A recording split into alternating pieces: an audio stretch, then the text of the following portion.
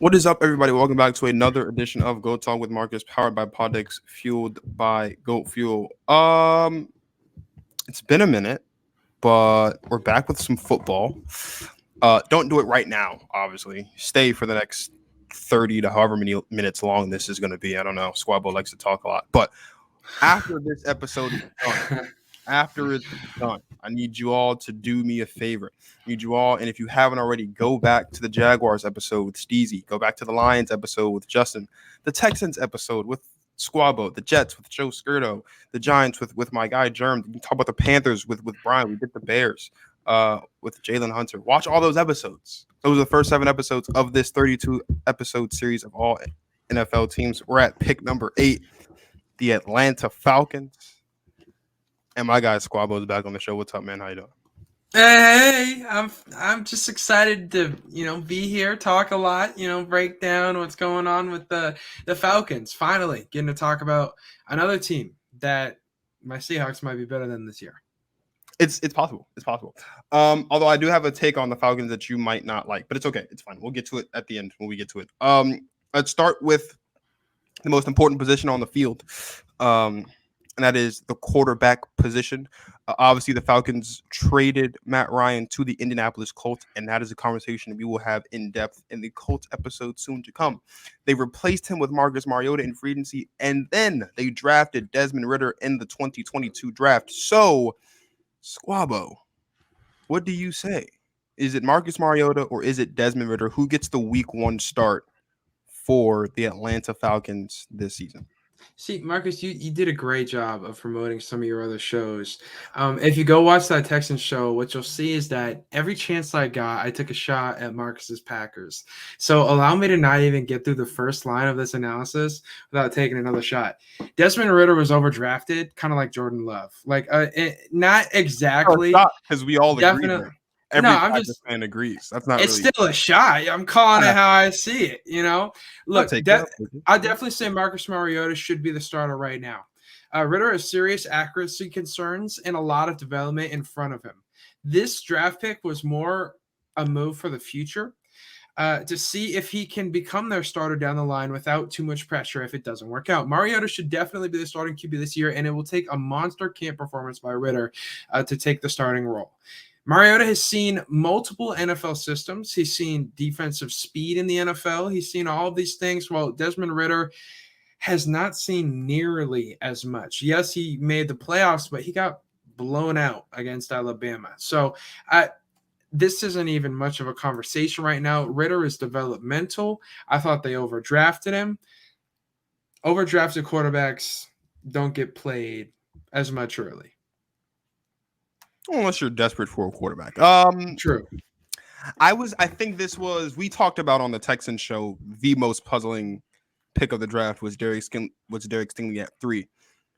For me personally, this was kind of right up there. I didn't really get the Desmond Ridder pick, I'll be honest. And it's not because Desmond Ridder's a bad QB, but it's because Marcus Mariota isn't a bad quarterback. He's not, he hasn't had the best moments, but like Marcus Mariota has played in a playoff game in his when he was in Tennessee. Like Marcus Mariota is talented, and Marcus Mariota is still on the right side of 30. Granted, he's 28, but that's still the right side of 30 that you want to be on when you're talking about quarterbacks. And he still have, I would say, this year he's not going to be good. He'll be Marcus Mariota, like okay for what those standards are at this point. But Marcus, I don't think is going to light up the NFL this season in Atlanta. The offensive line sucks. There's a new system you're learning here. There's not a lot of talent there is talent offensively, but there's not enough where you think about, oh yeah, Marcus Mariota is going to like light up the league. But me personally, I think Marcus Mariota buys you 4 to 5 years before you really need to be looking into the quarterback market. That's just my opinion. I mean, I think you look at the last time Marcus Mariota started an entire season, you'd have to go back to his days in Tennessee because the last 2 years he's been backing up Derek Carr out there in Las Vegas. So you have to go back to 2018, I believe. He played 14 games, started 13 of them. He was 7-6, completed 69% of his passes, threw for 2,500 yards, 11 touchdowns, 8 picks. The year before that, he had 3,200 yards, completed 62% of his passes, 13 touchdowns, 15 picks. He's never really been the most electric guy. He's never been ranked towards the best in the league, right? You even look at the year before that in 2016, which was the best year of his career statistically. He completed 61% of his passes, throws for 3,400 yards, 26 touchdowns, 9 picks. Like, this is a guy that can be like a leader of men on a very young team when you have a Kyle Pitts and you've got a Drake London, who we'll talk about both of those gentlemen later down the line. They're going. This offense, this team is going to be infused with a lot of youth because this team isn't going anywhere anytime soon over the next couple of years. And I feel like, again, none of the quarterbacks in this draft are franchise quarterbacks. Like, we've all established that. We all know that. Now, there's a chance that someone like maybe a Kenny Pickett or someone like maybe a Malik Willis can kind of grow into that as their career develops. But just right off the gate, none of these guys were graded as franchise quarterbacks. This pick was a little bit surprising me because I feel like you can be comfortable in this division. And I mean, look, we're talking about Jameis Winston in New Orleans, and you're talking about Sam Darnold in Carolina, maybe Baker Mayfield. That's not the gap between these quarterbacks and Marcus Mariota is not that wide. I mean, Marcus Mariota and Jameis Winston went 1-2 the year they got drafted. Like, they're and they've had similar career trajectories. The only difference is Marcus Mariota's been in the playoffs and Jameis Winston hasn't. Like, this one was puzzling to me. I think Marcus Mariota is definitely going to be the starter week 1. I'd be even more shocked if he's not the starter week 1. I didn't like this pick at all by the Falcons. It just didn't. I mean, for depth purposes, sure, but I mean, third round. Not. We're talking about a situation where the Falcons are going to be picking in the top 10 next year, I believe, probably right around their same spot right here at 8 again. Why not just wait it? Like, if you really, really, really wanted your quarterback of the future, so to speak, why not go for one of the guys that we know are going to be potential day one starters in your Bryce Youngs and guys like that, all those guys? Like, why? This is a waste of a pick, in my opinion, when you need to beef up the offensive line, when you could definitely use some help defensively. I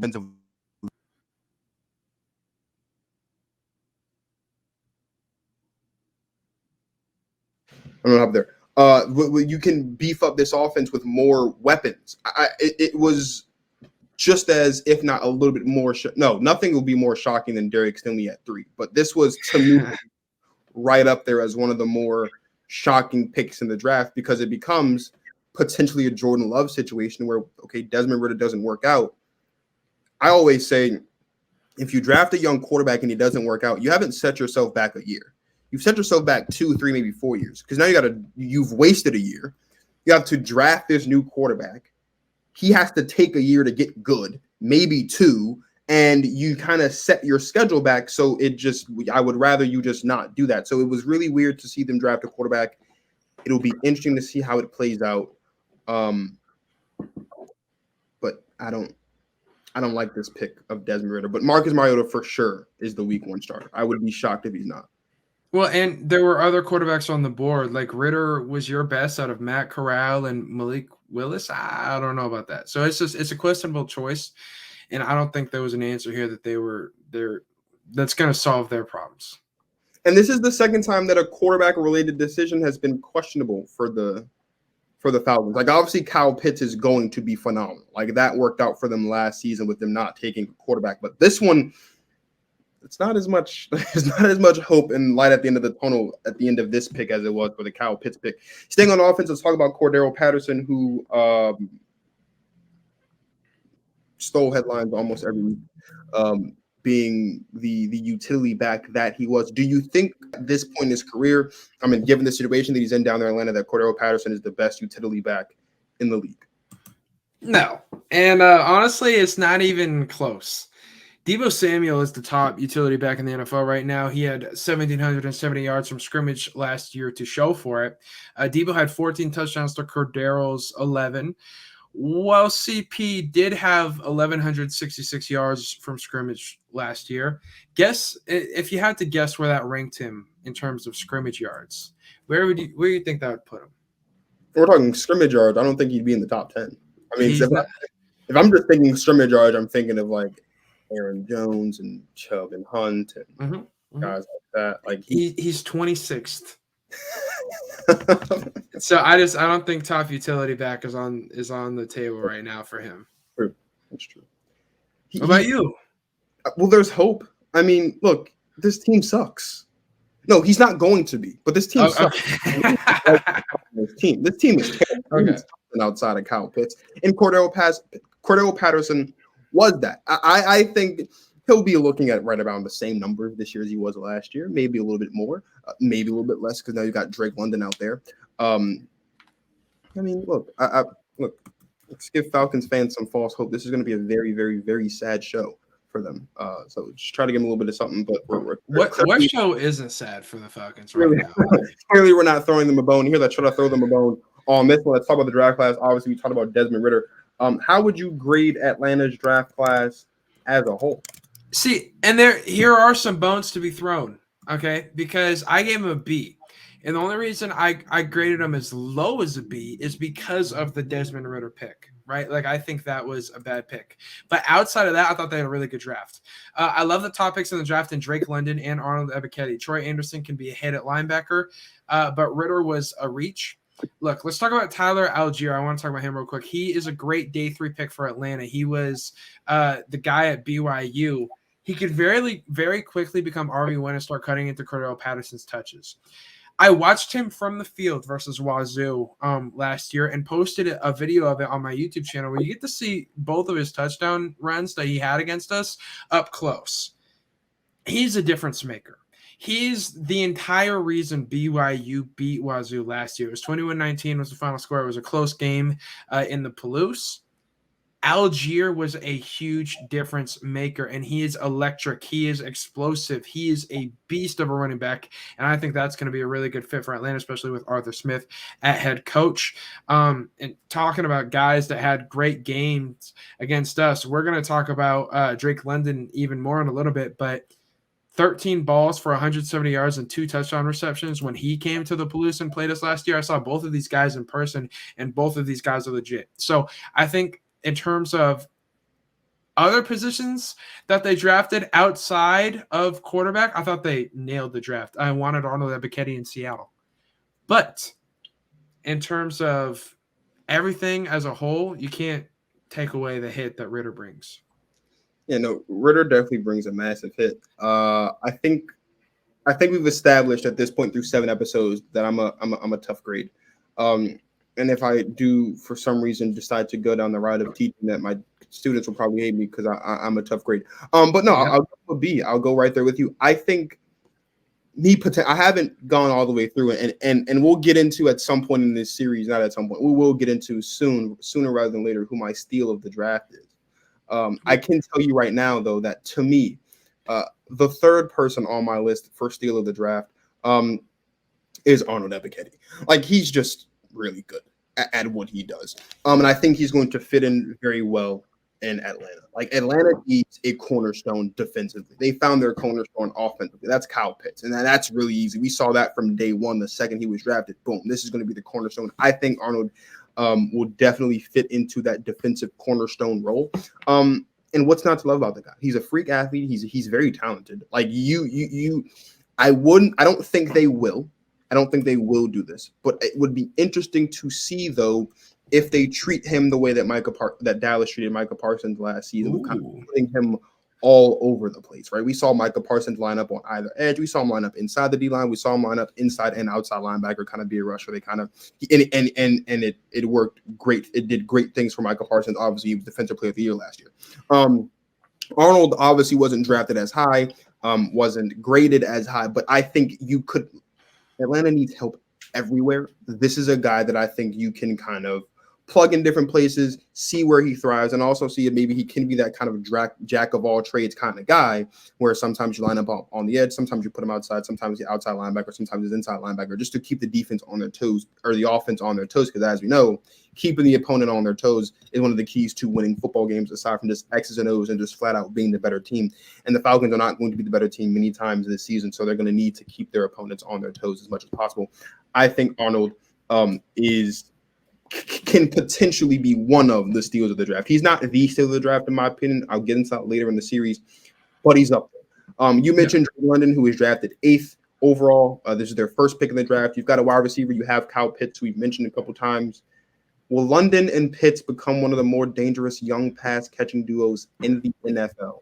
Let's say 2-3 years down the line. Let's give Drake London a year to kind of get his NFL feet wet. Emphatically, yes. This is actually one of the easier questions on today's show. Like I said, I watched Drake London, 170 yards, 2 touchdowns in person. They were down 24-0 against Wazoo. It was either 24 or 21, but they stormed back and blew us out right in that game. It was terrible. But Drake London was a huge factor because he could not be stopped. Anytime it was Jackson Dart, because Keaton Slovis got injured in that game, would throw him the ball. Whatever DB, Armani Marsh, Jalen Watson, they couldn't guard him. And it was because of the fact that he's just a big body. I watched CZA Smith on the C-Team podcast show talk about how these guys are building a basketball team, and I could not agree more. Imagine trying to box out Kyle Pitts and Drake London. 6'4" and 6'6", 215 and 280 or 260. Like, these guys are just huge. I wouldn't want that assignment, and I know defensive backs can agree. Like, this is going to be a premier catching group between the two of them. Not to be a combine nerd, but let's just talk about Drake London's draft profile for a second. I mean, he's got a 33-inch. What is his arms like? 33 inches long. He had a 4.5 dash. Like, he was incredible at the combine. He is 6'4", 220. He's 20 years old. His catch radius is insane. Like, absolutely. You think about young pass catching duos. Obviously, Jamar Chase and T. Higgins are at the top of that list. I think it's close. I think they are, bar none, the best pass catching duo in football. By the end of their second season together, so by the end of the 23-24 season, Drake London and Kyle Pitts could potentially be number 2. I can't think of another potential. I really can't sit here and think of another, like, unless. Are we saying young only or? Young only. Young. If we're only talking about the young. Like, I really can't think of another young duo that could be as prolific. I mean, you look, maybe, I don't know, maybe the Seahawks draft a wide receiver next year, and then you've got that guy in DK. But, like, Kyle Pitts is already a generational talent at the tight end position. He is already, in my estimation, on track to potentially finish this season as a top 5 tight end this season if he produces this season. I know he didn't score a touchdown this year until the Pro Bowl. But I mean, that's not. What are you going to do about that? He'll score more touchdown this season, and it will be in the regular season, not in the Pro Bowl. Pro Bowl won't exist by the end of next season anyway. But you've got AJ Brown and Devontae Smith, but you've got the Jalen Hurts distribution problem, and but Mariota Mariota also has Mariota has a health problem more so than a distribution problem. Last time we saw Mariota, he completed 69% of his passes. He's like a 60% complete. Look, you've only got 2 options on this offense as far as who you're throwing the ball to. It's either going to Kyle Pitts or Drake London. No disrespect to Russell Gage. I'm sorry. What about that utility running back you kept talking about, Cordaro Patterson? I spoke 90 seconds about Cordaro Patterson. I was trying to throw a bone to the Falcons fans out there. Listen, Drake London's going to be fantastic. I think Drake London's a dark horse for Offensive Rookie of the Year, and that's if Marcus Mariota can stay healthy and stay consistent throughout the course of the season. But he's incredible. I can't think of a bad thing to say about Drake London. I know that I have nothing terrible to say about Kyle Pitts. I love Kyle Pitts. This is going to be a fantastic duo to watch. We don't always see a prolific wide receiver tight end duo like that are going to be there at the same time. We got Tyreek Hill and Travis Kelce in Kansas City, and that worked. Adams, Waller. Right. You look at Adams and Waller, and that's going to be just such a painful thing to watch. But, outside of that, you've got Drake London and Kyle Pitts, both very young. They'll both be entering their prime at about the same time. Kyle Pitts probably a year before London, obviously, because he's been in the league a year longer. But the trajectory of both of these guys, as long as they both stay healthy, as long as they both stay at the top of their game, which I expect both of them to, like, a lot of what Atlanta's success down the line looks like. Obviously, you got to get a good quarterback back there, but also a lot of it's going to be dependent on what Pitts and London look like, both individually and collectively. And they're going to be dangerous together. And it's going to take some time. I'd say 2 to 3 years. But in 2 to 3 years, I think we're looking at these two as one of, if not the best, young take Young off. You could be talking about maybe one of the best duos out there catching balls in the league, potentially, depending on just how well they produce. Now, that's a lot of great things to say about Drake London and Kyle Pitts, and I know we talked about the draft class and we gave them a beat, but the fact of the matter is the Falcons still suck. They still got to play 17 games this season, 6 of which obviously are against the NFC South. They got 4 games in here, I believe, against the AFC North. They've got, I think, the NFC West as well in here. Then you've got a game against Washington. They have a game in here against the Chargers, and they have a game in here against the Bears. The Falcons won, 4 games last season? How many games are the Falcons winning this season? Man, half that. I think they're winning 2 games. Like I think they're gonna split the series with Carolina. Then I think they're gonna win one of either the Cleveland game without Deshaun and with Jacoby Brissett, or the Bears game with Justin Fields, who is the only good player on the Bears right now, practically. So I really think the Falcons are gonna have a bad year. I think they have very little to look forward to in terms of their record, but that's also why it makes the Desmond Ridder pick that much more confusing, because you could have got someone that could have helped you this year. Instead, you're going to get a guy that's going to help you maybe not draft a quarterback next year, which would be spectacular for me and my Seahawks, who will be picking right a couple picks after you. So I think you're a little bit ambitious when you say they'll be picking 8. I think it'll be a little bit before that this year. I think the Falcons will match their win total last year. And just looking at the schedule, they've got a friendly stretch heading into the bye. They've got Carolina, they've got Chicago, Washington, and Pittsburgh. They could go maybe on a little run there. They've got 1 primetime game. I don't know why they have any primetime games, but they've got that Panthers game. That second Panthers game is a primetime game. I mean, even you look at it like 8-13. Aside from the Chargers game, both games against the Panthers, you got the Bears, Washington, and Pittsburgh. That's potentially 5 wins right there. I don't think they'll run the table there, but it's possible. It is very possible they could. Pittsburgh is going to destroy Atlanta. Oh, I agree with you. I 100% agree with you. But it's at home, and who knows? I've got them at low end. I think they match. Okay. High end, I think Atlanta might get 6 or 7 wins this season, like on the high end, and it'll be like some trap games. It'll be like one of those trap games will most likely be Week 18 against the Bucs. The Bucs will have already clinched the division by then. They'll have clinched a playoff spot by then. We might see Tom Brady because he's competitive, but like it's Week 18. The Bucs won't have anything to play for by then. I don't have any faith in the Cardinals at all. The Cardinals won't have clinched a spot in the playoffs come New Year's Day. They'll be trying to get there. And we know the Cardinals like to choke when it really, really matters. So like maybe they beat the Cardinals at home there.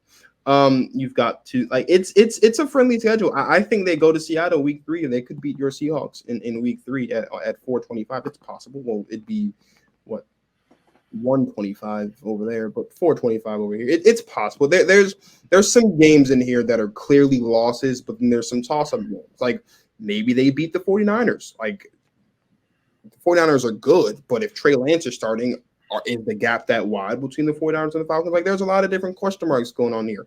Even with Jameis Winston, like I'm not going to say that because I think the Saints will spank the Lions, the Falcons both times. So forgive me, Jameis Winston. I apologize. I love you. But yeah, I'll say low end they match, high end we're talking 6 or 7 wins for the Atlanta Falcons this season. Just off of first glance, that Week 8-13 stretch though is just really friendly. I mean, even if you take away the Pitt game and the Chargers game, you still got 2 games against Carolina, a game against Washington, a game against the Bears, who I think are going to be the worst team in football this season. Like, I like Atlanta's chances, and I think if Marcus Mariota is the quarterback, they push closer to 7 than they do 4 for sure. Like they'll be picking like 6-12 somewhere. Okay. General bracket. There's going to be a lot of teams this year that have like the same record, like the Seahawks and the Falcons. The Panthers will be back in the top 10.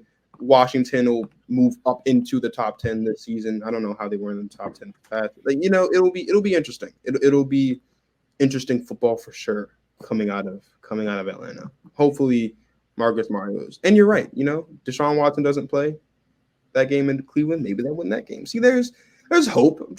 I'm really just trying to throw the Atlanta Falcons fans some dollars out here. You should go buy a lottery ticket out after this with all this hope you got. Like, you're a very glass half full kind of guy. You believe it can happen. Kind of guy. It's why we being so negative all the time. There's nothing negative in the world. I know. Like, I don't know where you get these draft grades from. Like, you're always so harsh on them, and then you're just nice when it comes to everything else. If you achieve the draft, you deserve to get an F, in my opinion. Like, if you can't just miss. You're a first round team, and if you're picking in the first round, specifically the top 10, and you miss on that pick, you don't deserve an A.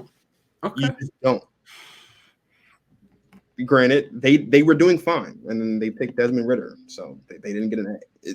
They were on track for an A after rounds 1 and 2, and then Desmond Ridder. You gave him a B too. That's not. Anyway, it's always a pleasure to talk to Sqaubo. It's a pleasure to have Sqaubo back on the show. Please, Sqaubo, let everybody know where they can find you and all your content, bro. Thank you so much. I'm at Squabo Says on literally everything, except Facebook. I talk Seahawks primarily.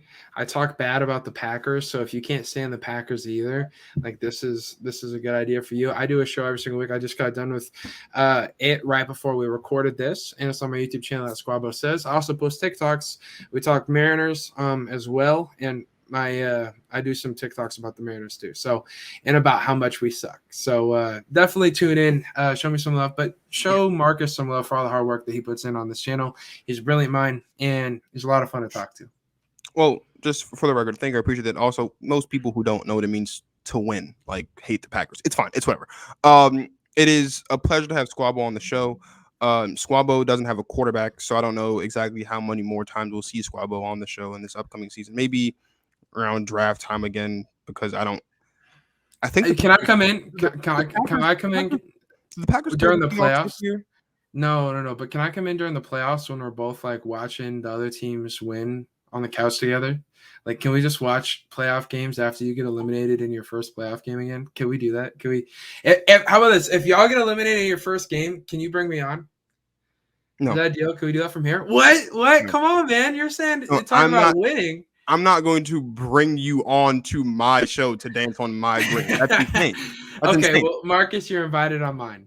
You can fine. Totally I'll come on your show. You're not going to dance on my grave on my show. That's insane. I can't believe you just asked that question. You should know the answer to that. That's crazy. I mean, look, listen. The Packers are gonna packer it up. You know, they're gonna win the division, be the second or third seed in the playoffs, and we're gonna match up with. I really, you know what I want? I want for Christmas. And I'm gonna say, I know it's June, but let's talk about Christmas for a second. I really, really, really, really want the Dallas Cowboys in the playoffs. I so desperately want that. I wanted that in the playoffs. Yeah, I wanted that in the playoffs last year. I didn't get it. The 49ers spoiled that. That was my pick. I knew it was coming, but I really, really, they spoiled really something. I really wanted to. Well, I didn't have I told you I didn't have the Packers beating the 49ers. So, like, I mean, what are you going to do? I really want to see the Dallas Cowboys in Lambeau or see the Packers in Jerry World come playoff time. I want that because I am so sick. I'm just sick of it. And I need something. And it's one thing to win a playoff game. It's another thing to beat the Cowboys in a play. You know what I mean? Like, I need that.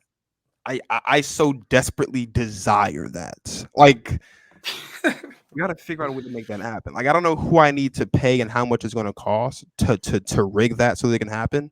But I need Aaron Rodgers versus Dak Prescott in the playoffs again.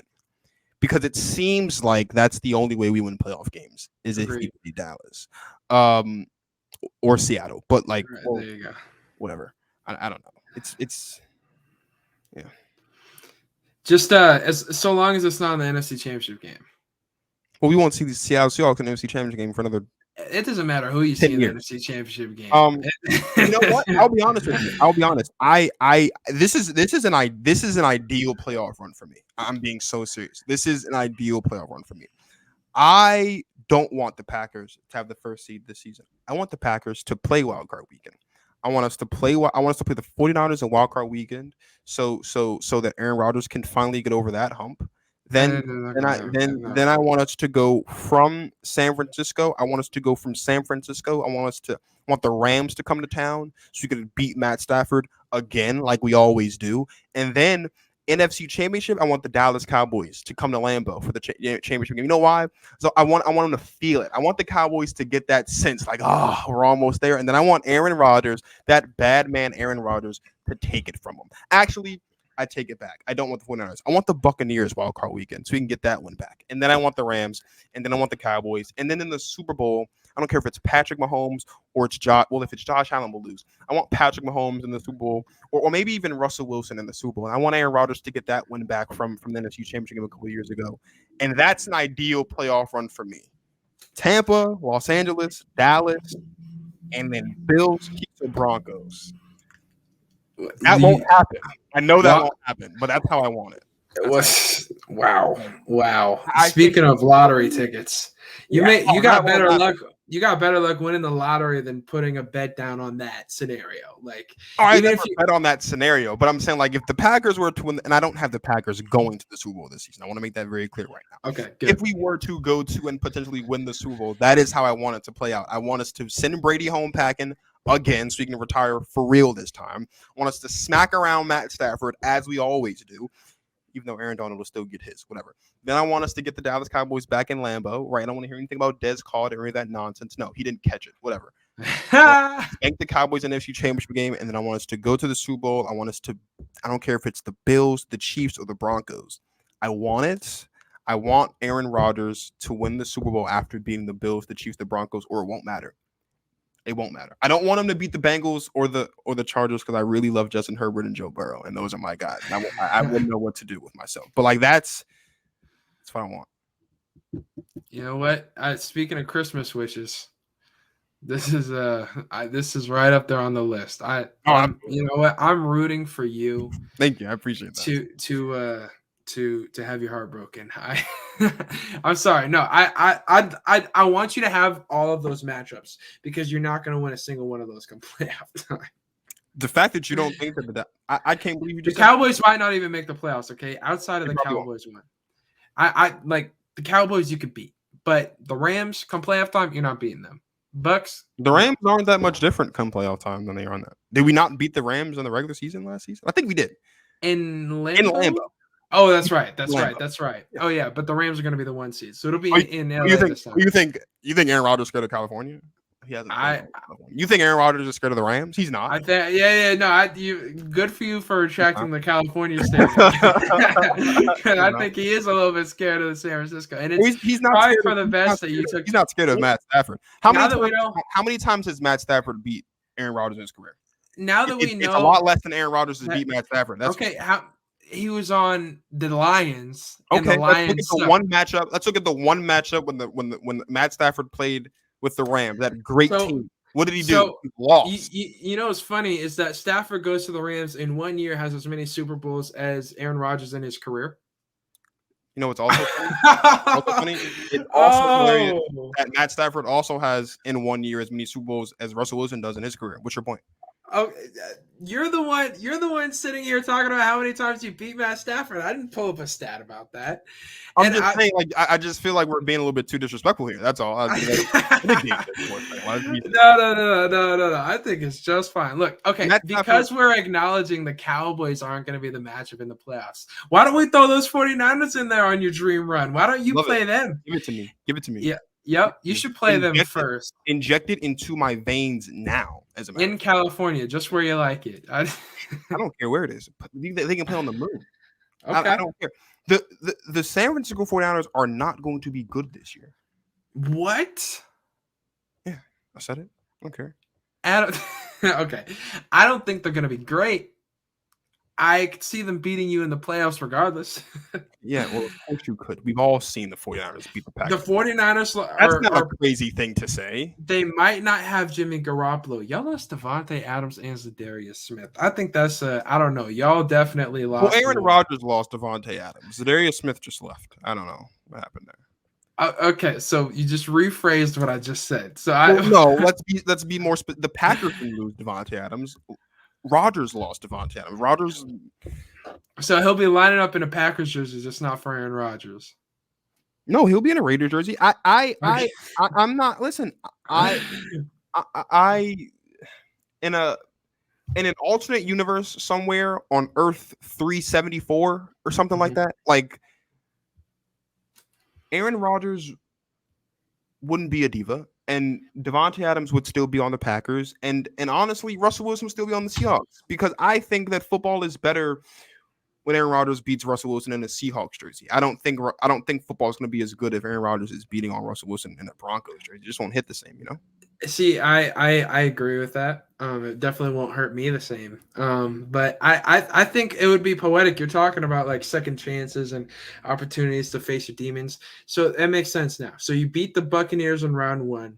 Then round 2, you beat the 49ers. Round 3, you play the Rams, and Matthew Stafford gets you back for all those years you beat him down in Detroit. That's not going to happen, though. But you're gonna beat the Rams. Yeah, the Packers are gonna have a top 5 defense in the league this season. Aaron Rodgers is going to be hovering around the MVP conversation again. No, he won't. I lied. I take that back. He won't be hovering around the MVP. He will be, however, one of the best quarterbacks in football this season, though. Aaron Jones is going to have a fantastic year. He'll eclipse 1,000 yards. You know, AJ Dillon will be good as the third down red zone back. We got Robert Tonyan back. He'll go back to being the red zone threat. You've got Paul Bunyan. Absolutely, Paul Bunyan's fantastic. Look, Robert Tonyan I love that guy. And he's got like all the hair and stuff. It's fantastic. You know, Matt LaFleur is finally going to get his respect that he deserves. I don't have anything nice to say about Joe Barry. I still don't like that hiring. But like the Packers we're going to do all of that and not make the Super Bowl as I expect, but it'll be a good season. Like I think the important thing is that I get to go and talk to you and Steezy and other Seahawks fans that are going to hold it over me and talk about, oh, yeah, well, we made the playoffs and you guys. And then I get to go over to the Cowboys fans and say, oh, well, you guys haven't won anything in forever. And then I get to go and I get to talk to Vikings fans and Bears fans and say, oh, yeah, well, Aaron Rodgers still owns all of you. And then I get to go down there to the Bucks. The Bucks won't be in the Super Bowl and say, yeah, well, Tom Brady came back for nothing. It's just all going to be a really good year for me as a Packers fan. I'll still have ammo.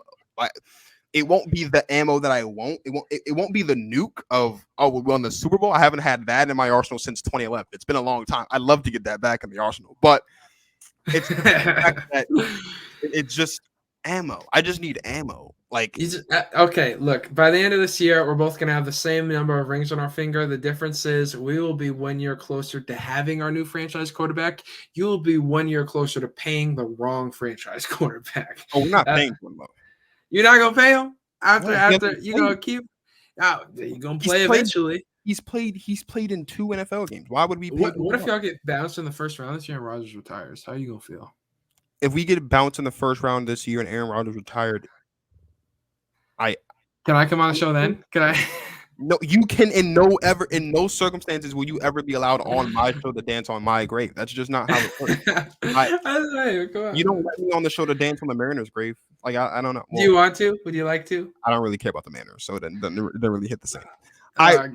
The Packers, if we're being complete, this is a Falcon show. I don't know. This show is supposed to end 14 minutes ago. I don't know how we got here. If we're being realistic, like the Packers are going to be the most talked about team that doesn't deserve to be talked about this season.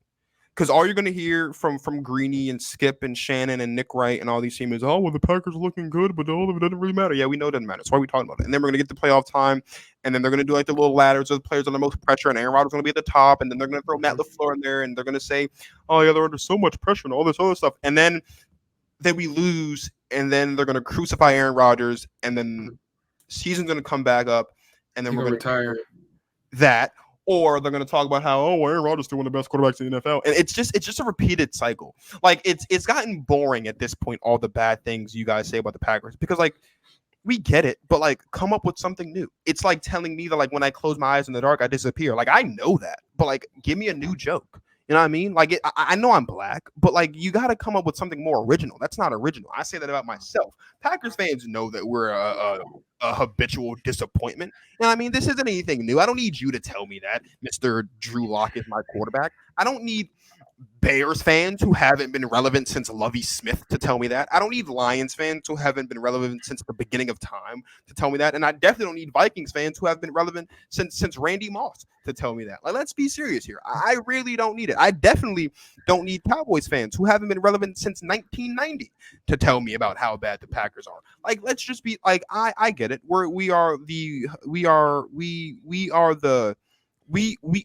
The Packers might just be the worst, best team in football. Like, we can't meet any standards, and I'm okay with that. I'm perfectly okay with that. Honestly, I really am, because I've got Joe Burrow, I've got Justin Herbert, and I mean, I'm going to adopt Josh Allen this season after he goes to and wins the Super Bowl. Like, we're good. I've got a nice collection of guys that I can kind of fall back on. It's nice to have a safety net. You know, you should never do anything in life without at least a plan F. I've got a plan.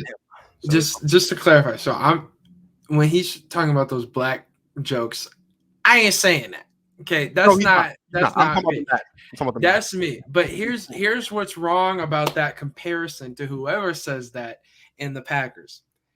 You don't get a chance every single year to change your skin color. Sure. Every single year, the Packers have a chance to improve and become real contenders, and they don't. They don't. Let's be serious. Like, damn the cameras. Let's be serious. Do they really? If y'all did the right things, if y'all built the right, if you didn't draft Jordan Love 27th, if you drafted receivers in the first round, Sqaubo, let's be serious here. Like, it's you and me, dog. Damn the cameras, damn the listeners. It's you and me. Let's be absolute. Do the Packers really have a shot? Like, let's talk about this for a second. Let's really sit down and get to the nitty gritty. And I'm a Packers fan, okay? And it's not going to get any more raw than this. The Packers never have a chance to get better. They just don't. Like, we're always going to be here. Like, at this point, we're just the ultimate bridesmaids. Like, we're always going to be like the girls who really, really, really want to get married. And it's like the older we get, the more we want to get married. But then, like, you see all these other young girls getting married, like Josh Allen and Joe Burrow and Justin Herbert. Like, it's depressing at this point to watch Packer football when it's cold outside.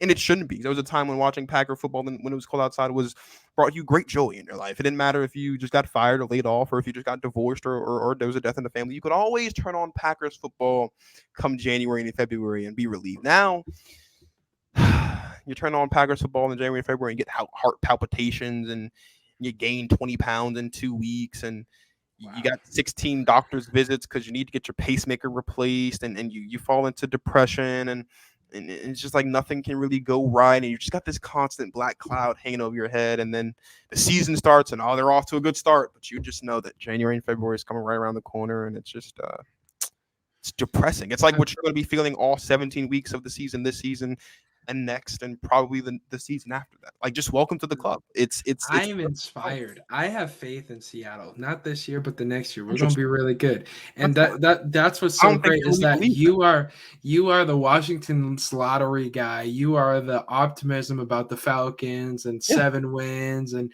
they're gonna be good. And you have optimism about them, but you're crushed and you're defeated about your It's not that I'm defeated, it's that I'm not insane. You said they're never getting better. You said you have zero faith. No.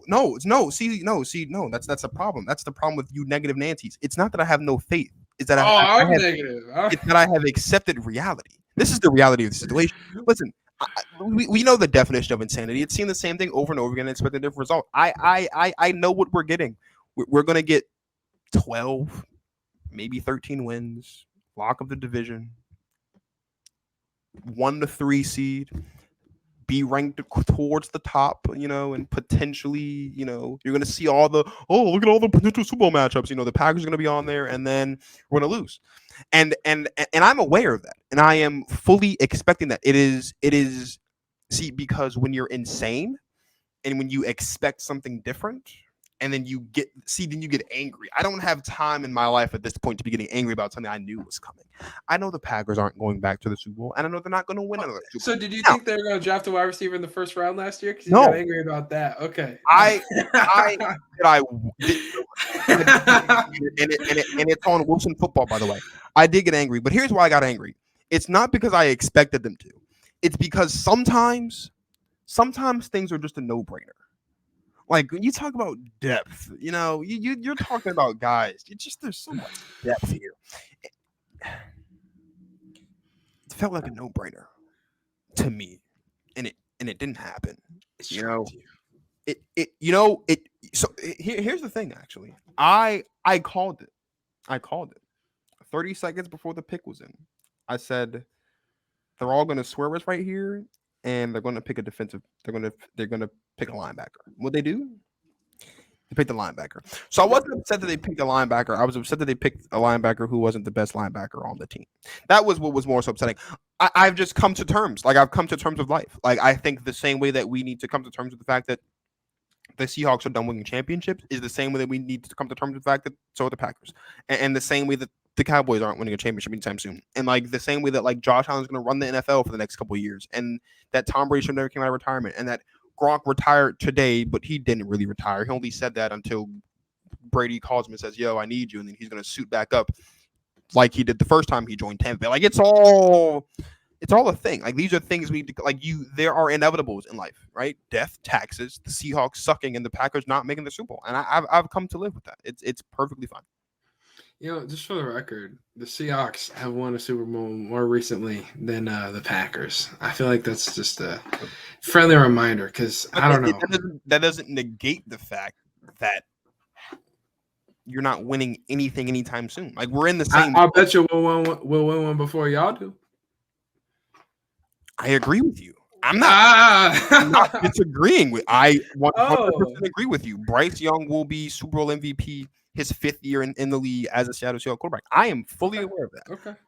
I acknowledge that. Meanwhile, Jordan Love will be throwing 27 interceptions and 3 touchdowns every year. Like I am fully, and I've got friends, and I'll name drop them. I've got friends, and Bryce and Josh, I love you. Like they're just licking their chops and waiting for Aaron Rodgers to retire so they can make fun of me about having a bad quarterback. I don't care. I really don't. You can add me to that list of name drops. Sure, that's fine. I don't care. I am comfortable in my position. You don't fall in this bucket, and neither does Josh, because the Eagles won the Super Bowl. Like I am one of very few people that I know that were alive when their team won a Super Bowl. I don't care if the Packers don't win anything ever again. I got to say I was alive on Earth, conscious, and can recall what I was doing and where I was at the second the Super Bowl ended, and the Packers were champions. I can't say that's a sad statement. That is a sad realization. You are depressed. I can say it. Like, and so can you. Like, you can identify where you were when they won this, when they spanked the Broncos, right? Unfortunately, you can also identify where you were when we beat y'all. Big call in the history in Super Bowl history. Like, it's fine. I don't have many friends that can say they were alive when they saw their teams win Super Bowls.